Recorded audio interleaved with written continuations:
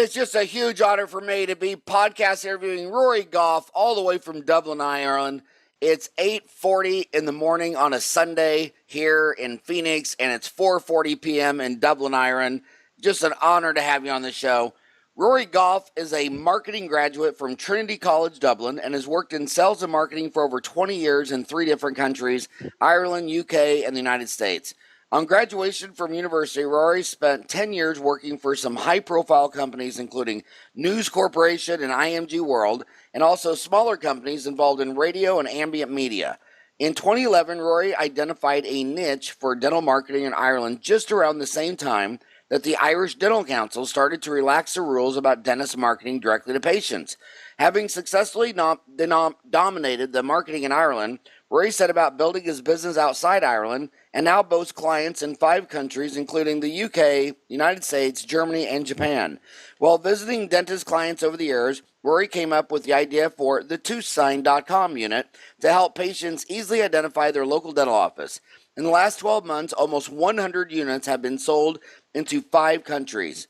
Some interesting things about Ruairi: he's an avid triathlete and has completed numerous triathlon races, including several half Ironman distance events.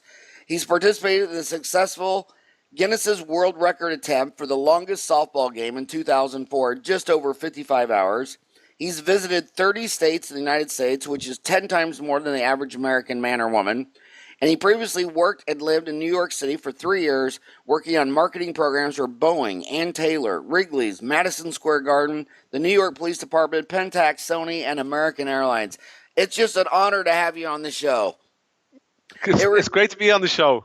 It reminds me of one of the most painful events I ever had in my life. It was way back in the day. I think it was 1998. I came out with the 30-day dental MBA, and it was a 30-hour, 30-day program, and it sold all over the world, and it got a lot of dentists in trouble because they're listening to me, and they started doing this marketing stuff, and then found out it was completely illegal.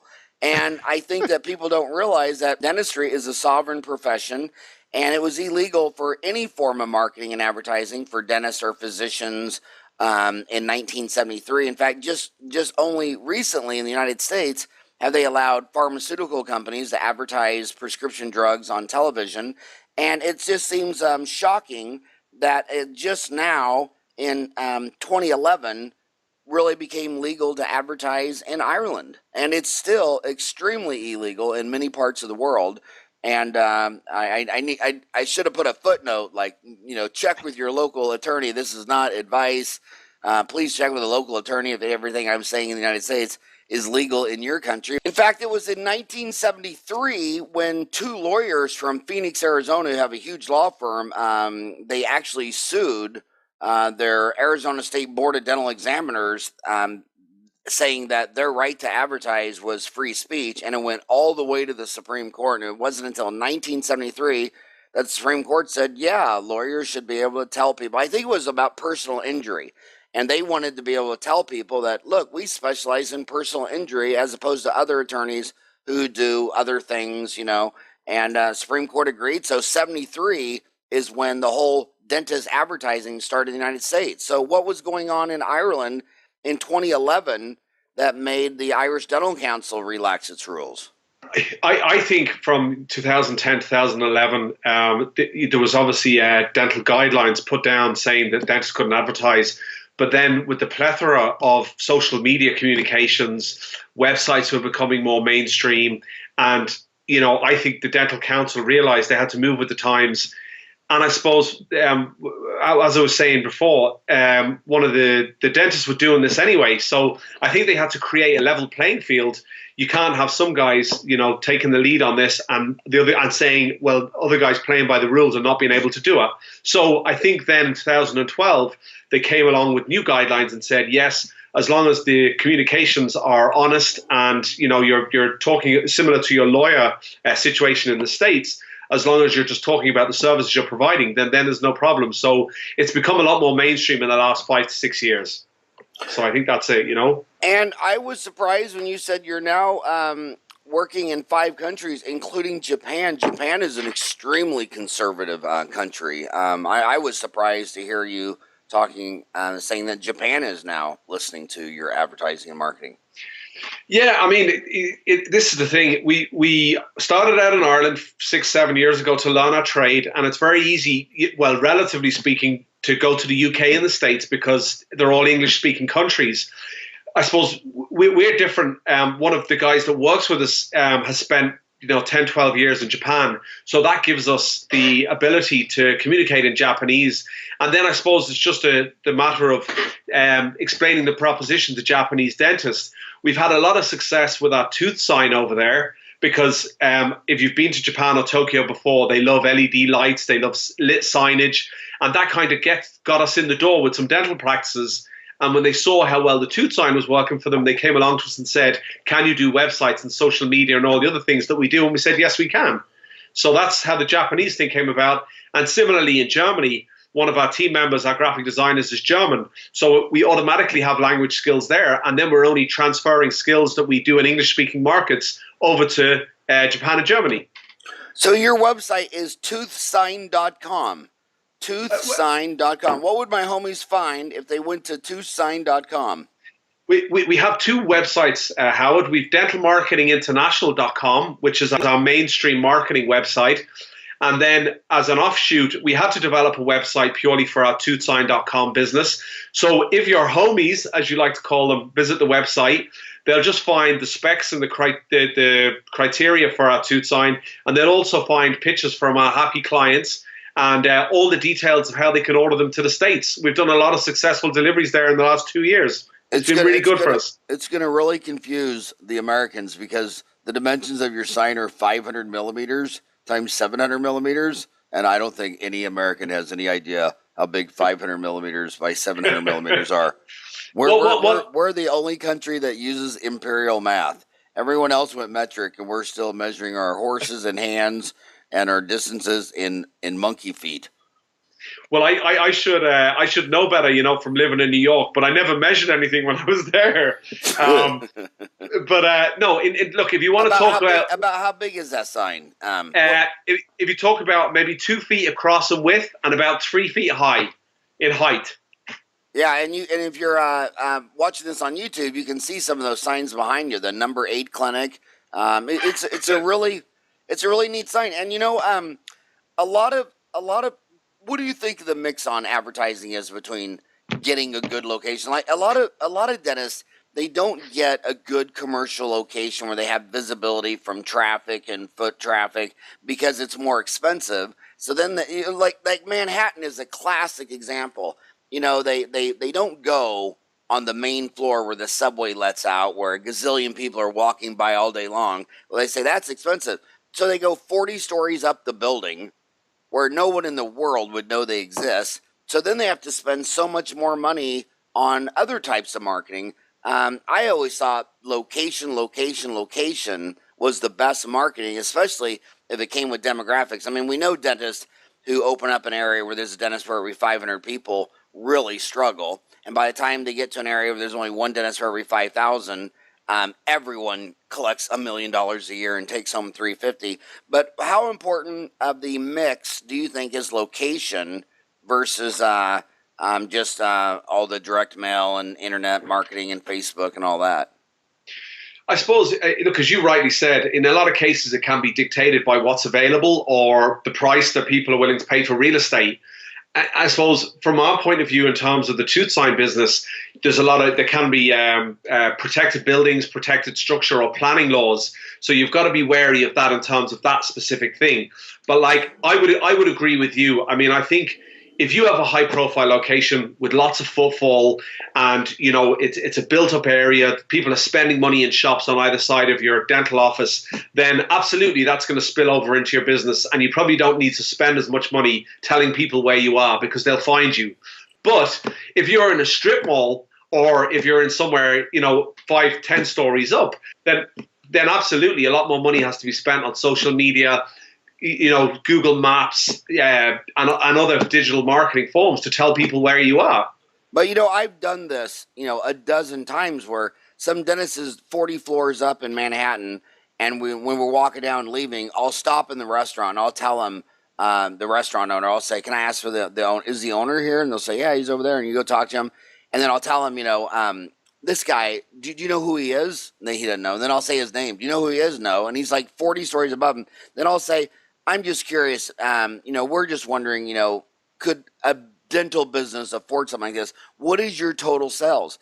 And on those floors, there's little gift shops that sell T-shirts and hats and trinkets and little miniature Statue of Liberties, and they don't even do 400,000 a year in sales, or it'll be some little restaurant that's doing 500,000 a year in sales, and then here's this dentist 40 stories up doing 700,000, 800,000, 900,000, but in their mindset, their culture, they had this certain price range for rent, and they don't realize that extra rent between 40 stories up and on the main fine, that extra rent is probably the best marketing you can do, because there's always 100 people walking past that office or that location around the clock.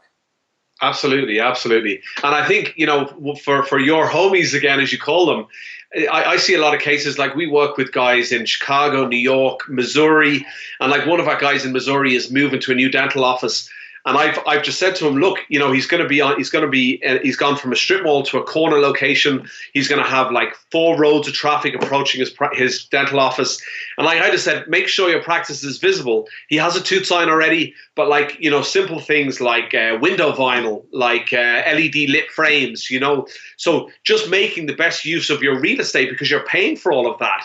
So, absolutely, but it still comes down to, I think, even in Ireland, we're a smaller country, and in Dublin, there's maybe 1 million people, but the places with the best locations, the extra money seems to pay off in extra sales, and that seems to be a fact.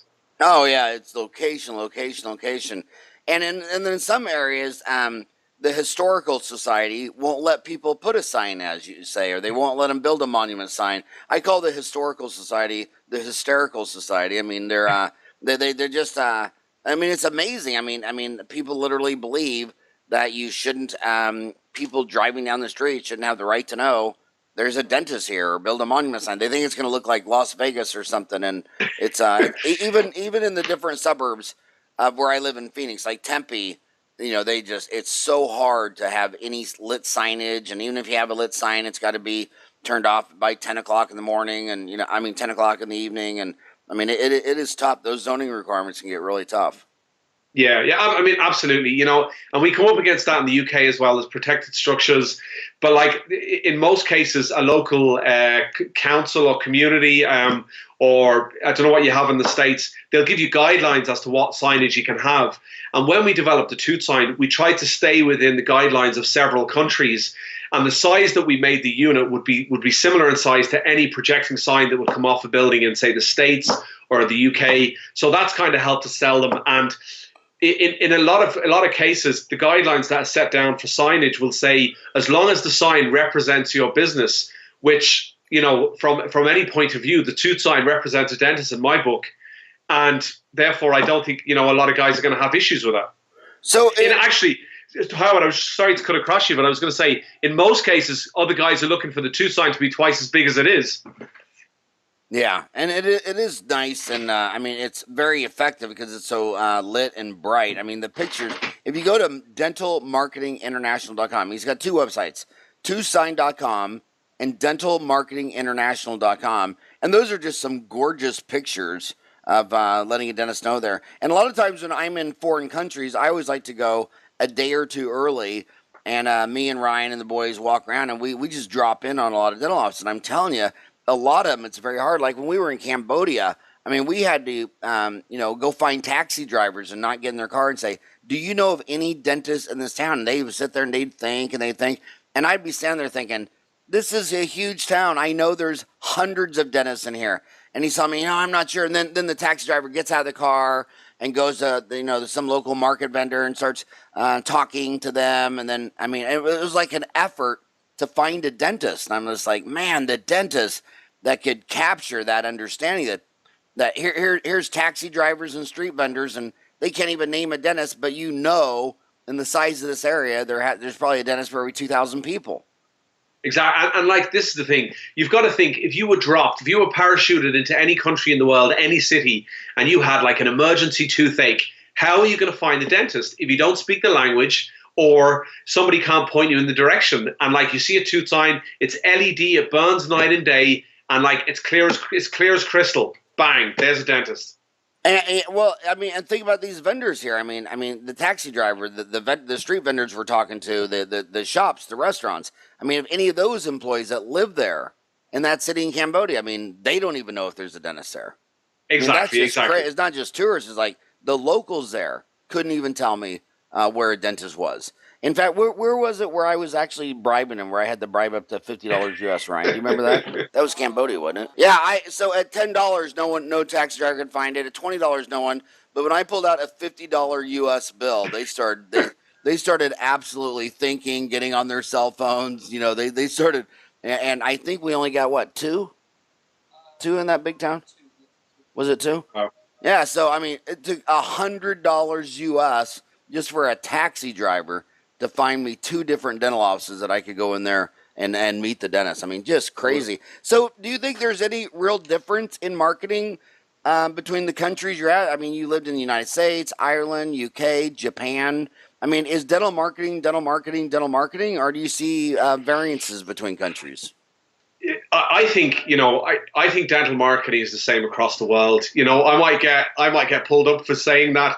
I've been in sales and marketing for 20 years, and even dentists that I meet for the first time in Ireland or the UK, and I say to them, we're not selling anything here. What we're trying to do is improve the level of communication you have with your patients or prospective patients. That's what we're trying to do. It's about communication more than selling. Now, obviously there is selling, that's what marketing is. But I think if you get the communication right, dentistry is it's a personality business. People, I'm sure, still come to you 40 years on in Arizona because of the guy that you are, and they prefer to come to you than Joe Blogs down the road. And with this day and age, you've got the likes of Facebook, Google AdWords, Instagram. They're the same in every country. Every country has websites. Every country has direct marketing, newsletters. And that's why, we like to think of the tooth sign as our unique contribution to dentistry, a bit like dentaltown.com, but I can't compare. It's apples and oranges when I compare it to that behemoth. But I think it's the same across the board. I think if guys get it right on a couple of, up until 2011 in Ireland, but 30 years ago in America, it was all about direct marketing. But now, even with the practice management software tools, it's all about regular communication. You've got to you can connect with people on so many different platforms, and you've just got to find where your patients or prospective patients are hanging out and just contact them through that medium. It's really that straightforward. So let's go through those. You listed a lot of things. Let's talk about the two 400-pound gorillas, Google, AdWords, and Facebook. Who do you think's more of those two? Just Google versus Facebook, which also owns Instagram. Who do you think's a better return on investment between Google or Facebook, Instagram? When I started doing this 2011, I was all about Google AdWords, and I was like, let's go out, we'll just put our sponsored ads up where the search results are. And to be fair, back then it was working quite well because only a handful of dentists, I'm talking specifically about the Irish market at the moment, were on using Google AdWords. The problem with Google AdWords is it's got such a low point of entry. I know it's different in the UK and in the States. Say a cost per click in Ireland costs you maybe 50 cents or $1. In the UK and in the States, it costs you $5, $6, $7. So what's happened in Ireland is you've gone from a situation where 5 to 10 dentists are on Google AdWords. You've actually got like 50 to 60 dentists are on AdWords. So it's kind of become a crowded market. The thing I like about, and in the last 2 or 3 years, we've transitioned a lot more over to the Facebook platform. But and the reason being, first of all, you connect with your existing patients straight away, and through their advertising tools, you connect with their family and friends, which are probably more of the right type of patients that you want to connect with. So I think there's pluses and minuses to both. One of the guys we work with in the States is adding a periodontist to his practice recently, and he wants to get the message out there tomorrow to as many people as he can that he has a periodontist in his zip code. So if you want to achieve that, Google AdWords is probably the place to do it because you've got the postcode tools. You can advertise. You can look after specific keywords. Again, Facebook is caught up on that, and if you want to advertise in a specific zip code or within 5 to 10 miles of your practice to the same type of people who already come to your practice, then Facebook is the place to be. So I think right now, if I was trying to, if I had to choose between the two of them, I would say Facebook, because you get a link, you get a relationship with the patient. If I had the money, I'd probably spend a bit of money on both for the reasons as I've already said. Facebook, you have the links, but Google, you can do stuff instantly. The mistake I see people making, though, is they go on Google AdWords with the same message, the same advertising all year round. It's like reading a magazine. If I was to read, the Dental Town magazine, and the same ad appeared one version after the next, after a while you tune out to it. You've got to be creative with the copy and creative with the message, and then people pay attention. Well, I want to, when you say Facebook and their friends, etc., is bringing in the right type of patient, what he's really saying is that when you bring in you sell the invisible. Nobody knows. I mean, people know what an iPhone is. They know what a Starbucks coffee is. They know what a Honda Accord is. But when you come in and someone says you have 4 cavities, that's invisible. They have to trust you. And when a stranger comes into your practice with no trust, they'll spend $1. But when someone comes in, a word-of-mouth referral or a friend of someone who does business with you and they recommend you, they'll spend $3. So it's a 3 to 1 to get, so if you did something on Facebook and my friend said, Howard goes to this dentist and I trust Howard, and then I could text him and say, hey, Howard, I see that you've been going to Ruairi Gough. Is he any good? And he said, oh, yeah, he's really good. I've been going there 10 years and I like his staff. Then when you come in and you say you have 2 cavities, they believe you. But when you're a stranger off the street and they don't have any trust and you're selling the invisible, it's difficult. It's the same thing when they advertise on TV for these big air conditioner repairmen in Phoenix. And the guy comes out and says, well, I can't fix your air conditioner. You need a whole new one. Well, everybody in America would be standing there thinking, is that true? Or do you just want to sell me a $5,000 air conditioner? They need trust when you sell the invisible. That's why you like the Facebook friends. And I mean, you make a really good point there. Like, you're trying to sell the invisible. If you go onto Facebook, or people are on your Facebook page and they like your dental office, they can leave a review, and that review is there forever as long as that Facebook page is live. So exactly what you're talking about there, you're waiting for a verbal referral from a friend. People who don't know you at all can go onto Facebook and see that you've got 20 positive reviews, and they can start building the trust straight away without ever setting foot in your dental practice. And similarly, that's why it's important to make sure you get your branding and your website for your dental office right from the start, because more and more people are making a decision by what they see on Google and what they see on their tablet or laptop before they ever even meet you. So, and that's been a big part of our business recently is about trying to help dentists get that message across through video, through social media, through all the platforms and through their website, so that people, all the boxes are ticked before the patient makes a decision and picks up the phone to book in. They've seen that you've got good reviews. They've looked on your before and afters of your teeth straightening, let's talk about, or your veneers or your crown work, and they make that decision. And all of those things build trust. So when they pick up the phone, they sit in your chair and you say, you need 3 cavities filled, and they say, yes, absolutely, put them in my mouth. The father of advertising is David Ogilvy, and he had a lot of quotes. Do you like reading David Ogilvy? Not particularly, but I've heard of his quotes, and I'm familiar with his work. I mean, the things he was saying back then, you now have data from Facebook. Like he used to say, on average, 5 times as many people read the headline as read the body copy. Now we see data that north of 85% of all people who share a news story on social media never even opened up the story and read it.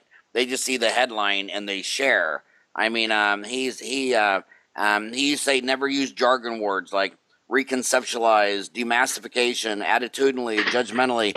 They are hallmarks of pretentious ass. I mean, he had so many good quotes. But the reason I thought of David Ogilvy is because you said that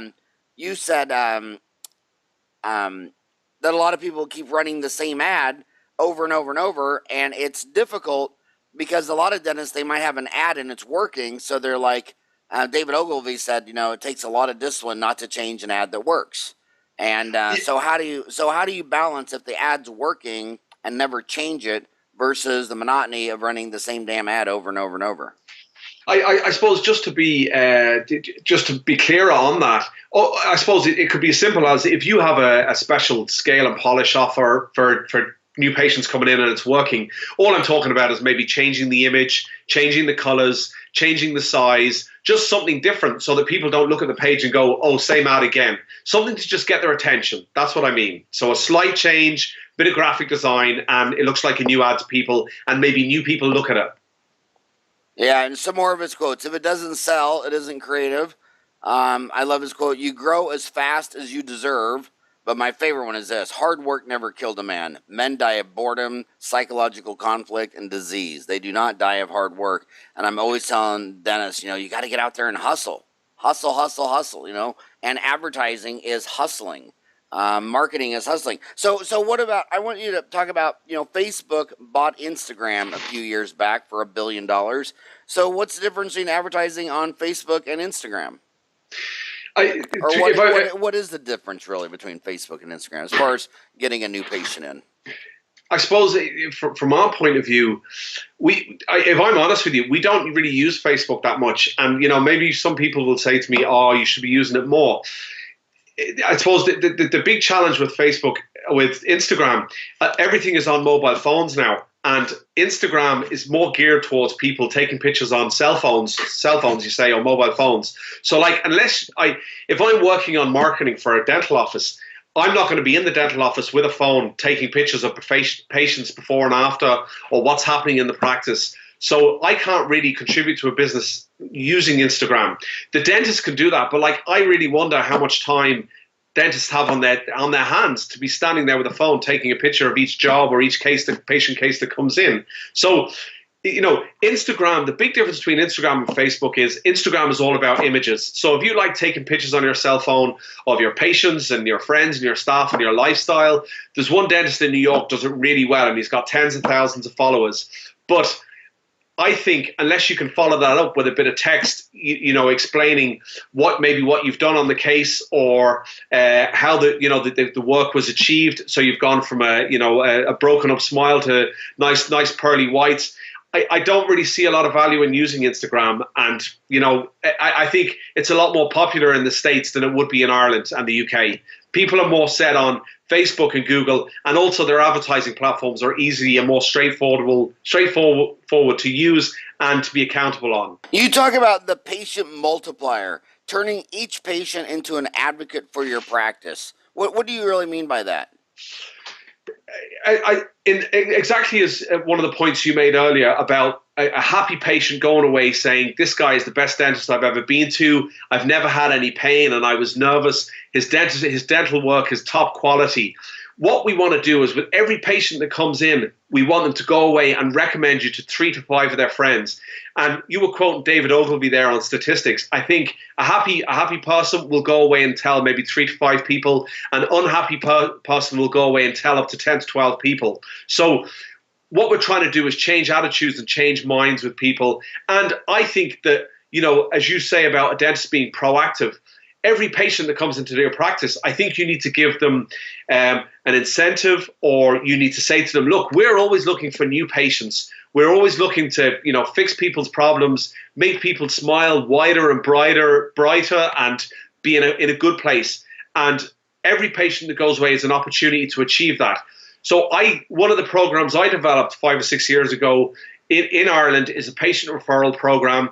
Every patient that leaves, we give them a little business card, and there's a little incentive on it, like $20 off, their next call into the dental office, and they can give them to family and friends. And there's a box where they fill in their name, and they fill in the name of their friend or family member. And I think, it's a multiplier. For every person that goes out of your practice, they could bring 5 people in. And it's the easiest, simplest thing to put in place, and it's the cheapest marketing and advertising you'll ever do. So another one that went public recently was Snapchat. I found it interesting that that's the latest new social media platform. It IPO'd it went public at 27, and the stock is damn near down. It's almost to 10. I mean, it's basically almost gone from 30 to 10. I guess that didn't work out like Wall Street thought, or do you think that's something dentists to look at, or a Snapchat not got your attention and I the think stock price shows that? Well, I think, Snapchat, I hate to say maybe it was a bit of a flash in the pan. Snapchat, for people who don't know, you take an image, you send it to a friend of yours, and it disappears within a couple of seconds. And I suppose you need something, again, going back to Facebook and Google, that they have structure, they have the advertising platforms in place. If you're trying to explain to people where the money is being spent, and it's transparent is the word. Snapchat, I don't think they got the revenue flow right. They didn't get the advertising platform right, and that's why it went from 27 down to $10. It's the same with Twitter. Twitter has been great for the last number of years, but they couldn't make money out of the business, and then nobody's interested. Well, when I'm thinking about their stock prices, I just think, well, who do I give money? I give money to Google AdWords a lot. I give money to Facebook a lot. I've never given a penny to Twitter or Pinterest or LinkedIn or Google Plus. So yeah. How could that be a good stock to buy if you've never given them $1? Exactly, and I think you've got to be your listeners and your homies, as you call them.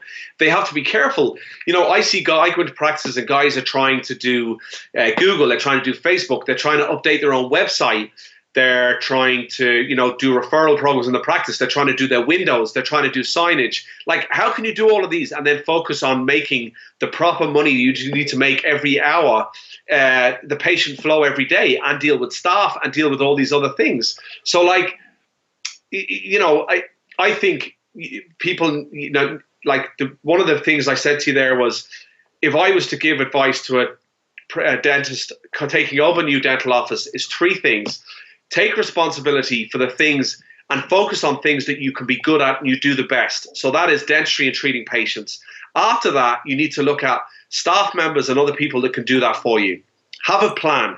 So have a plan as to what you're going to try and achieve over 6 months to a year, and try and stick to that plan as rigidly as possible. People, they fret and they think that they have to be on Google and Facebook and Pinterest and Instagram, and they just can't keep up with all these platforms changing. They can't keep up then with treating patients properly. I get emails from dentists at like 6 and 7 o'clock in the morning, which is probably like midnight or 1 a.m. in the morning in the States. And I'm like, what are you doing? You need to get sleep to treat your patients tomorrow. So, I think people need to pick a couple of things, try them over 3 to 6 months, stay within their budget, their marketing budget, and then if they're not working, then move on to the next platform and see whether that works better for them. Well, the reason I feel sorry for you is because they can hire you to do marketing campaign, and you could generate 100 new phone calls to their office in the next month, but the receptionist might only convert 1 out of 3 to come in as a patient. So 2/3 of the marketing didn't work. You might be able to drive literally 100 people to the website where they click the website, but their website is so pathetic. The average data I see is that 10 people have to land on a dentist's website before it converts 1 to call the office. How could, if you do great marketing with Google AdWords or Facebook and you drive a lot of traffic to the website, how could you make the website, when I see your website, convert more people to call the office? I'd rather fix the converting only 1 out of 10. Hell, if you could just convert that to 2 out of 10, you just doubled your marketing return on investment. Yeah, and that's a good point. Google AdWords is all about driving the traffic to your website.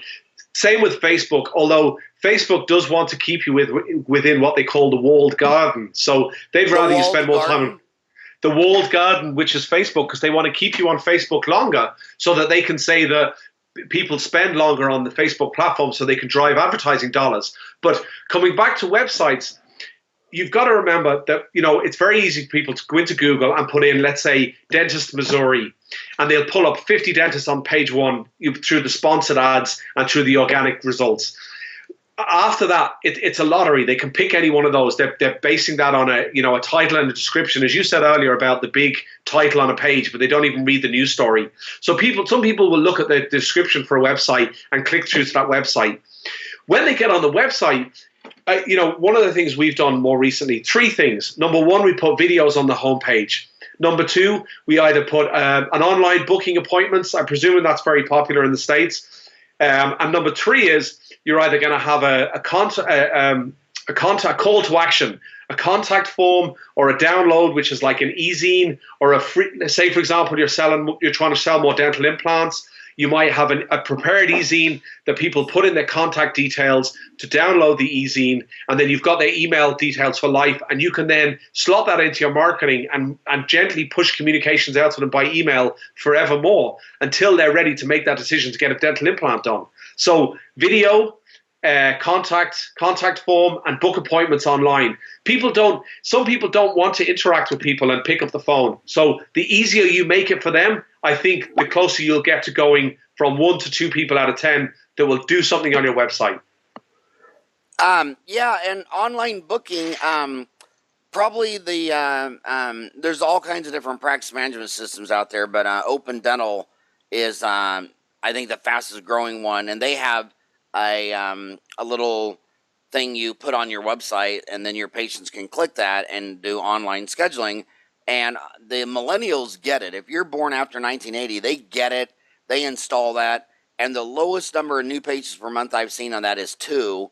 And I've seen and met several dentists that get over 50, 60, some 100 new patients a month from it. But older dentists, they just freak. They're like, well, what do you mean get online and schedule an appointment? I mean, I'm very particular about how I schedule. Some of the old guys used to talk about rocks, sand, and water, that they only want the big rocks in the morning, and then they want sand in the afternoon, water, all the particular stuff.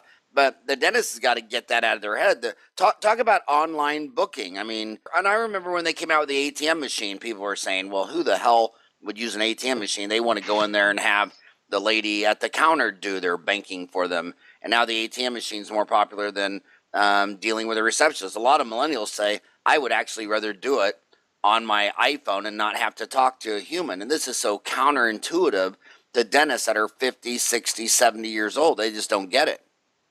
Yeah, I mean, I think we don't do an online booking service ourselves, but we've seen them all over the place. And what we do is we'll put the little button that you talk about onto the website in a high-profile place that people are going to see. I suppose in terms of the older dentists, absolutely. I mean, social media and digital marketing and websites must be a nightmare for some of these guys. And like when I met, even in Ireland, I still meet guys that don't have websites. And like, you think that's marketing 101. The key thing, I think, with online booking and with any type of marketing is you've got to have a plan. So when you go in, you set up the diary, as you're after saying there with some of your guys about setting up their diary for the day. I think you only make, I see it with a lot of dental offices that say they have a new associate coming in. And what they'll do is they'll set up so many new appointments just for that dental associate. Because I think the biggest fear with online booking is you don't know who the people are and you have no credit card details if they don't show up. So, I do understand they have a fear. Where I've seen it the most successful, one of our practices in Dublin, with their existing patients, they have a huge 70, maybe 80% of their patients rebook in Ireland online. Because they go in, they know what the service is going to be like, they know the staff members, they know what they need, they're told what they need on the previous appointment, and they just go in and they pick out the appointments that suit them. And it's all about making your service convenient to people's busy lifestyle. That's something that you do for them. That's why they choose you over other dentists. Well, I already learned something. I have never heard of a closed platform, and I just Googled it. It says a closed platform, walled garden, or closed ecosystem is a software system where the carrier or service provider has control over applications, content, and media, and restricts convenient access to non-approved applications or contacts.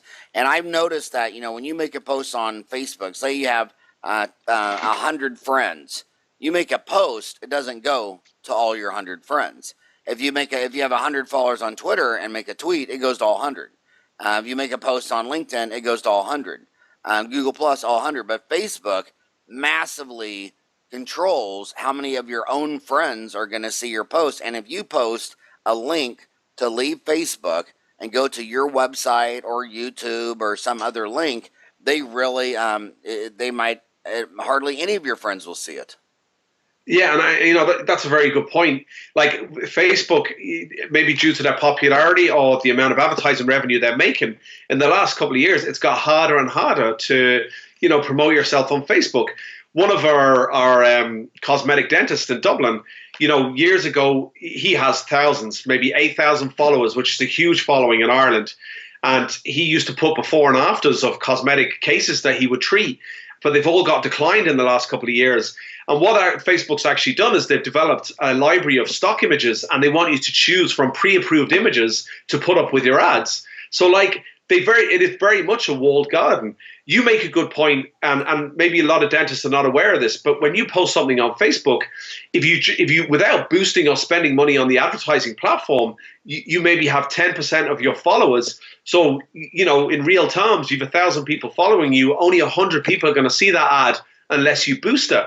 Now, with all the Facebook accounts that we manage, we do a managed service for dental offices. So we'll post like dental industry content. Depending on the country you're in, we'll reference like industry bodies or what's in the news, or trusted content providers all over the world.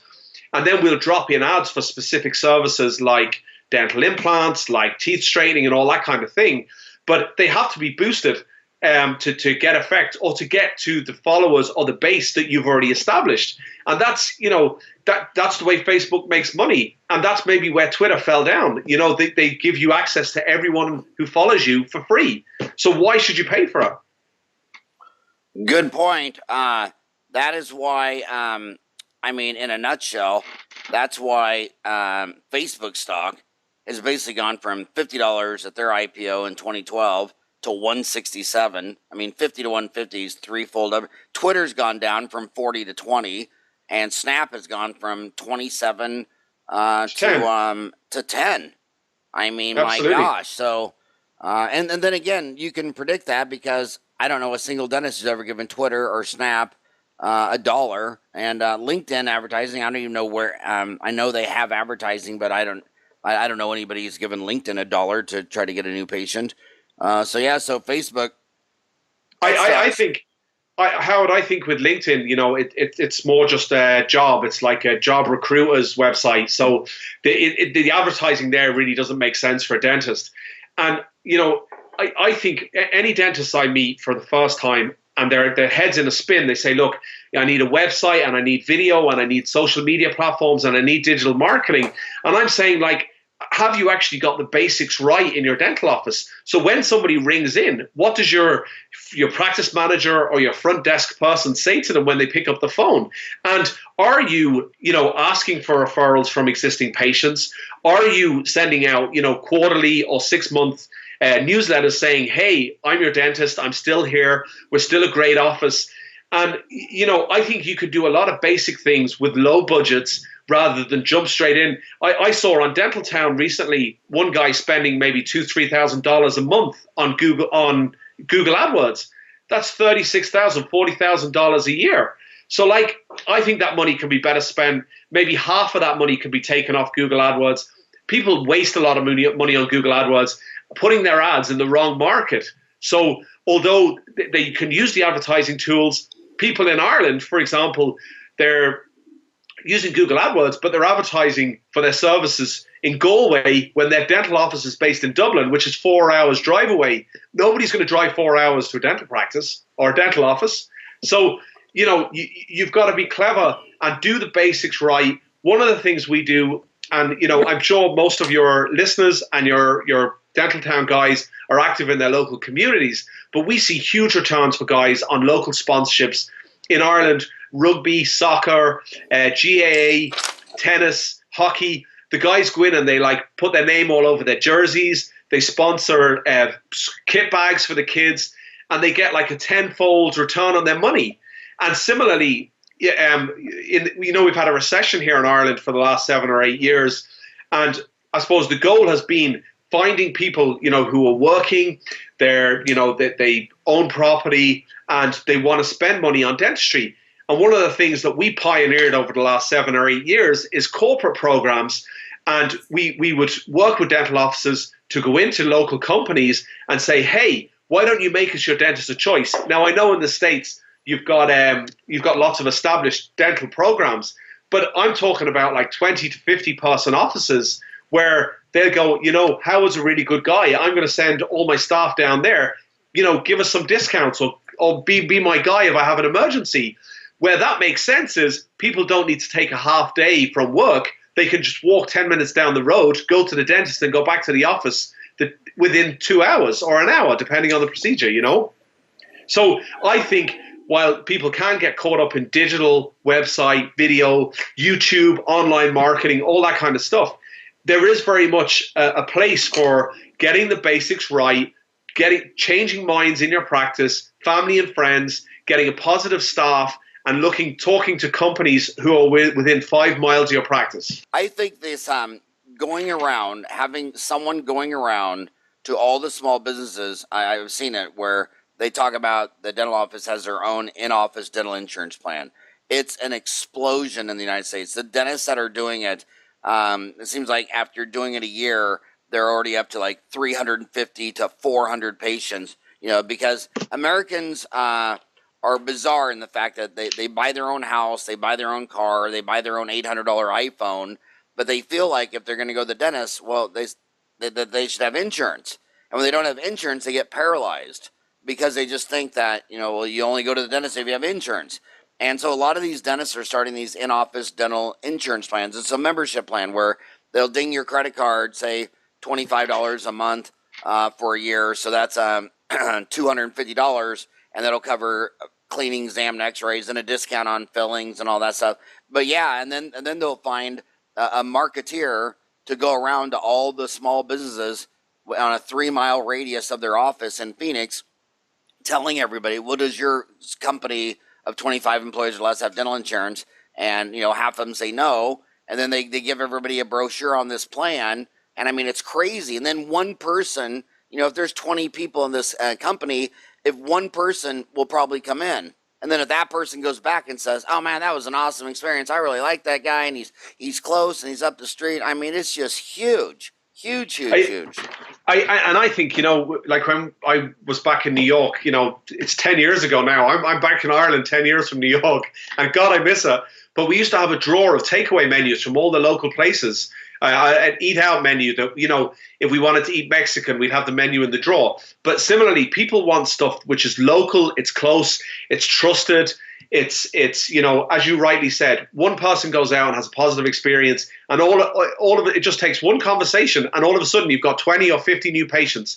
The other thing is they tick the box. They're going to be there for a couple of years, and hopefully, if they're good, they're a good member of staff, and they're getting paid. So the chances are they tick a lot of boxes, and they'll be able to pay for higher end dental treatments. Whereas, and just going back to Google and Facebook for a minute, our experience with Google is that you'll drive a lot of traffic to websites, but whether they'll actually pick up the phone, the numbers are quite low. And also you get a lot of what we call tire kickers or time wasters, people who will ring in and maybe they're price hunting. They'll go onto your fees page and go, oh, a scale and polish is $70. Oh, well, it's $50. I'm going to go there. And they won't look any further. And so absolutely. I think, if I was a dentist and I was trying to build a long-term sustainable business, I would be looking at local companies, SMEs on my doorstep, and I would be trying to change minds. I would be going to local business networking things. And, and that was one of the things I noticed back in 2011 when I was meeting dentists for the first time. Many of them are not very good at putting themselves about and meeting other local businesses. Now, you could argue they don't have the time to do it because they're too busy treating patients. But I think there's always a time, a day, a month, to maybe get known in your local community. And I think that's going to pay more dividends than spending 30 grand a year on Google AdWords. Yeah, and if you're a dental assistant or a hygienist listening to this and you want to do something other than dental assisting or this, I mean, I know some of the biggest specialty practices in the world, they have a full-time employee that's doing all these marketing programs, whether it's referring general dentists or businesses.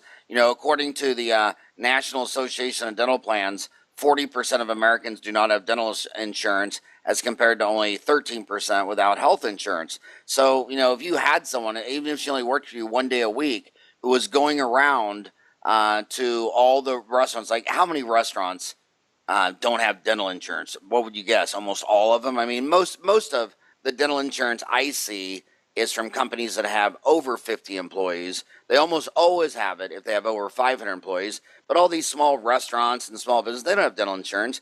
And back to you're saying the videos on the website, I mean, half the market is afraid of the dentist. So you should have a video of the dentist talking about fear and how you treat it and all that. And then another video, and then the other half of America is fear of the cost. So you should have a video about your in-office insurance plan, or how you use financing companies like Care Credit, or how you can stage the treatment out over time. But yeah, I'm still surprised at how many dentists, I'll go to their website, I'll Google their name, and then it'll show you on Google the deal. Then it doesn't even have a button to click to their website. They haven't even activated that. And I know the damn dentist website because I see the email address. So I'll go www.that. It's not even, he hasn't even found his own website and his own Google profile. I mean, a lot of these dentists, I mean, they're not even in the ballpark.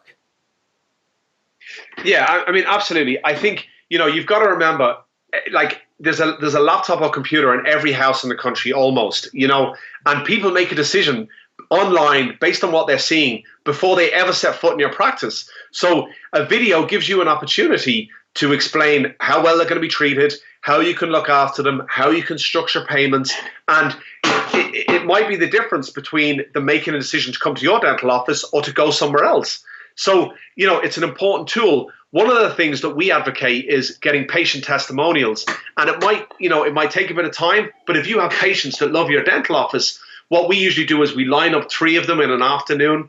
We get a videographer in, and then we'll use those testimonial videos within a video of you saying how great your practice is. And it makes it, from a new patient perspective, it makes it more genuine, it makes it more trustworthy. And people say, well, you can't coerce and you can't make people say things they don't believe. Maybe you can somehow, but people don't go on camera and give testimonials unless they're genuine about them.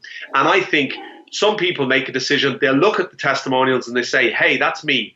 That's my problem. I want to be like that guy. And it would make them one step closer to making an appointment with your dental office. So I think video is key.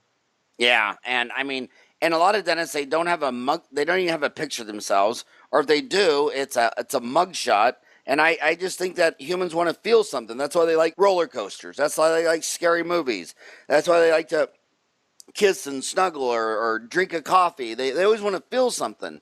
And so many websites, they don't make you feel anything. And the picture of the dentist is some mugshot. And I know the dentist, and they have massive chemistry, and it'll only come out if they had a video. How long do you think those videos should last? I mean, we keep hearing the attention span of a human is about the length of a gerbil or a goldfish. If you were going to put a video on your website, and you're the dentist, and introduce and saying, come on, let me be your dentist, how long do you think that video should be? I think in an ideal world, no longer than 1 minute. So no longer than a minute. And that gives you a chance then to explain about yourself, your practice, and do your bits of testimonials, and then maybe a call to action. From my experience, marketing, advertising is no good unless you've got a call to action. You've got to say to somebody, yes, come spend money with me. Yes, come be my patient. And if you don't do that, you're wasting your time, But, a minute is generally a good time period. And again, I think people are a lot more visual these days. They're looking at stuff on tablets. They're looking at websites on tablets. Like, pictures, images, video is a lot better than reams and reams and pages of text. You can say, even for example, our ToothSign website, we go for pictures. Same with our dental marketing website. Pictures, pictures, pictures. Because people make a decision based on that. Just on your point in terms of photography and mugshots, for a couple of $100, you can get a local photographer to come into your dental office and take proper pictures of your staff and yourself. And, that adds a lot of weight, and it adds a lot of professionalism to your website. And you can do that once every 3 years. And I think it's the best money you'll ever spend. And also the interior of your dental office, what it looks like. Hopefully it's a nice dental office. But, I think, and all of that makes you look like a transparent dentist and an operator, and that people can trust you. Yeah, another thing about those photos, like when you show the staff, when you show the office, that's all fluffy and pretty and nice. But a lot of these dentists, they show a lot of gory before and after pictures. Like they'll be trying to show off, and, gum surgeries and the aesthetics of an implant or a crown. And I mean, where do you think a picture crosses the line between effective and scary and gory? I think that you've got to remember that a lot of people are novices at the dentist. A lot of people, it's not their favorite place in the world. I remember one dentist said to me recently when I sold him a tooth sign, he said, why didn't you put some like entrails and guts on the end of the roots? And I was like, then nobody would go into that dental office. So, I think a good, clean, no blood, just simply showing what you've achieved. So if it's a teeth whitening case, you show the dark, you show the bad smile, and then you show the good smile. I don't think anyone is going to be sold on teeth pulled out and like blood everywhere and guts. I don't think that's going to achieve anything for you. Yeah. And do you think there's anything different between marketing and advertising for a brand new de novo startup practice versus an existing practice? I think if you were starting a practice tomorrow, I would recommend, you've got to be smarter because obviously budgets are tight. You're already out spending a lot of money on your new dental office. You've got to be more aggressive. And I think, you've got to remember one of the key things I talk to dentists about is the lifetime value of a patient. So even if you get a patient in the door, a good patient in the door, and it costs you $100 today, but they spend $500 with you every year for the next 20 years, then absolutely, I think you've got to be aggressive, but you've got to be smart. And the most important thing is before you market or advertise a new practices, you've got to know what type of patients you want in that practice. So do you want families? Do you want cosmetics dentistry? Do you want, mom and pop? Do you want people who veneers, crowns? And then everything else has to draw from that. Are you going to be higher end? And you've got to also look at what the other dentists are doing around you and where you slot into the existing market that's already there. So for a new practice, I think going back to what I was saying about having a plan, setting down what you want to achieve, and I would try and be as aggressive as possible. And maybe some people would disagree with me on that, but this is a case of survival of the fittest. And unless you go in, put your best foot forward and do the best you can from the start, there's no point in crying in 2 years when you're closing the doors and moving somewhere else. Final deal. What if someone's listening to you and wants to, and they just basically want more new patients? How do they contact you? Go to dentalmarketinginternational.com.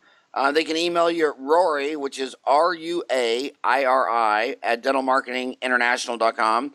Ruairi at dentalmarketinginternational.com. And what if they have a question? What if they want to talk to you? How much is that? Well, what we'll do is, for all of your Dental Town guys and all the guys listening to this, we will do a completely complimentary Skype consultation like we're talking now. And we'll do that for 20 minutes, 20 minutes, maybe get a feel for the practice, figure out what the dentist wants. And then we will send a transcript, a document outlining what we're planning to achieve, how we're going to do it, and the costs involved. I mean, I don't think I can be fairer than that. Nice. Well, hey, it is just so cool. I mean, I couldn't imagine when I got out of dental school that someday I'd have an iPhone and I'd have a Dental Town app and I'd have 250,000 dentists in my pocket. I never would have thought that someday I'd be sitting here in my house without shoes and socks on talking to a dental colleague in Ireland. By the way, my mom and dad always told us we were 100% Irish, so I had my family tree done. And sure enough, mom and dad were 100% Irish. So were my 4 grandparents. So were my 8 great-grandparents. They traced our lineage all the way back to 1850, the Irish diaspora, when 1 million Irish people starved to death and 1 million left and landed on the American shores between New York and Boston 40 years before they even had the Statue of Liberty. And my brother went back, and so did some of my mom and others. There's a city, a little bitty village, and it's called Farran, but they pronounce, I think, Farran? Farran, yeah.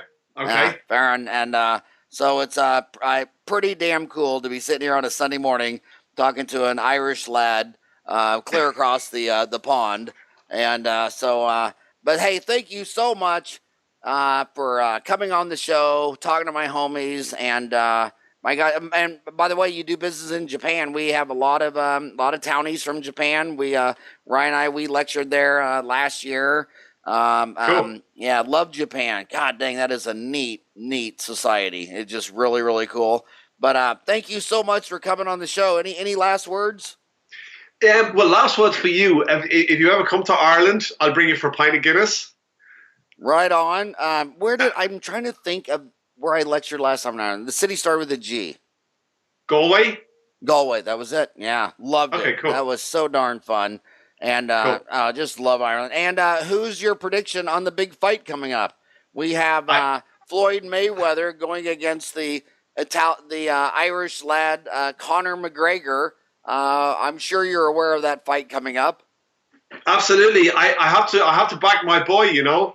He's done massive things for UFC, and I'll be watching the fight. So I have to back my guy. I think Floyd Mayweather, you know, could better him, but I have to back my Irish brother. Now where's Conor from? Is he from Dublin, where you're at right now? He's from Dublin. He's from about 5 miles down the road from here. Have you ever seen him?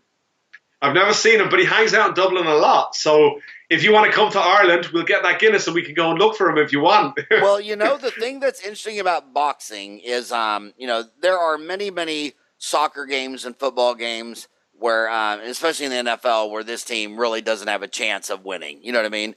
But in boxing, you're always one lucky punch away from knocking someone out. So even though Floyd Mayweather is 49-0 and has spent his entire life dodging punches, you just can't hit the guy. I mean, he just knows where you're coming and he moves around and you just can't hit him. And he just never gets hit, he never gets hurt, and he's never lost. But Conor McGregor could throw some wild ass punch out of nowhere and connect and knock him out. That's what's exciting about boxing. You could always knock out someone that you can't beat. Absolutely. So look, we'll have to see. All right. Well, I hope you get lucky. Have a rockin' hot day. Thanks so much for coming on the show. Yeah, thank you for having me, Howard. Talk to you soon.